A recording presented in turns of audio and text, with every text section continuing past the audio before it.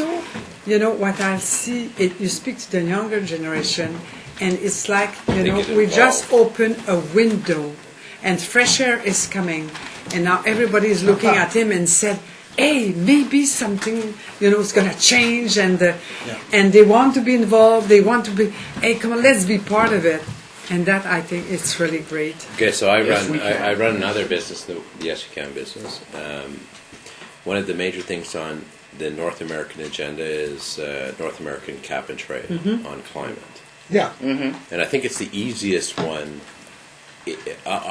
My working presumption right now, and I'm on the board of directors for the Climate Exchange, and I'm not involved with these discussions, and I'm going to, obviously don't know when he's coming or when he's going, because I thought it was next week, morning. Apparently. What we're probably going to get to, and it's no longer a major topic of conversation, it's not on the front pages anymore, but you know what, we still do carbon. We're going to get to a North American cap and trade. And I think we're going to deal with autos tomorrow, and we'll deal with environment, which is something that both sides can win on. It's a win-win.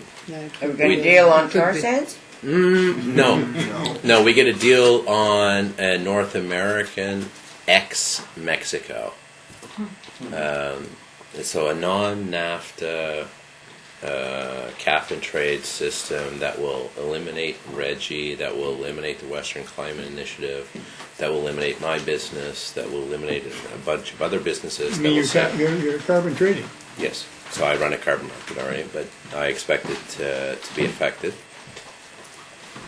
Excuse me, how is it going to be affected?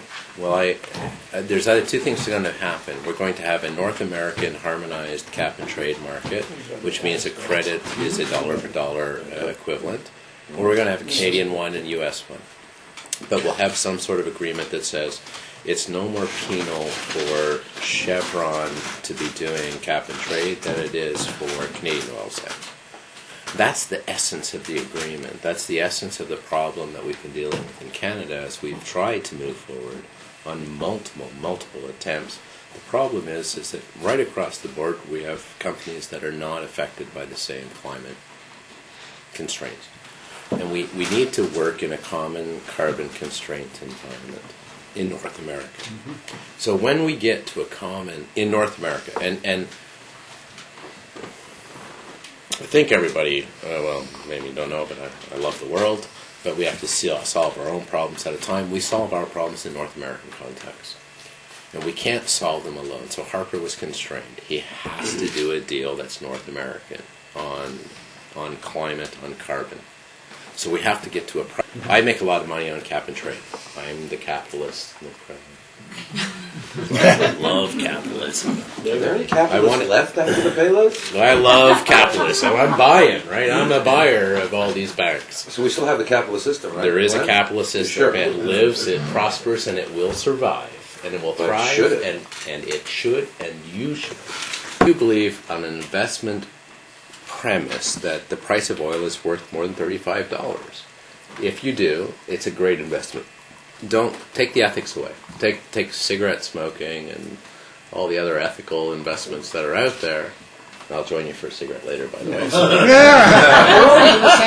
escort services, just so that we're okay on this particular subject. Take the ethics of the question away on investing in oil sands. Take the ethics away of investing in anything that is carbon intensive to meet an energy mandate. It's a good investment if you believe the price of oil is worth $100. What's the price of oil? It's like anything else. It's what you're willing to pay. We will find solution that means oil is irrelevant. Are we going to find it in the next 10 years? No. I'm a geologist, by the way, and this is what Dave was alluding to. I have a multiple background. No. It's not going to happen in the next 10 years. Can we find the solutions? I truly believe yes. So, yes, I have, actually. Good. I do these things. I read the Bible, too. And, really? Have you read this one? No, I have not. Look, the whole Earth economy, when we look at the economics of the Earth, and what he's talking about is the ability to say, okay, what we haven't done in an economy is we've valued all the assets, we haven't valued the liability. We haven't taken a whole approach to the impact on resources for everything we take out. We take out, but we don't value. So as a society, we're not looking at whole earth. What he does not give credit to, and this is my premise, is our ability to beat this shit. I'm sorry, against Yes, the truth. fine, I hear you. But it's a battle. It is a battle. And the battle is, on this level, it's the battle of being smarter, faster, quicker. I'm a geologist.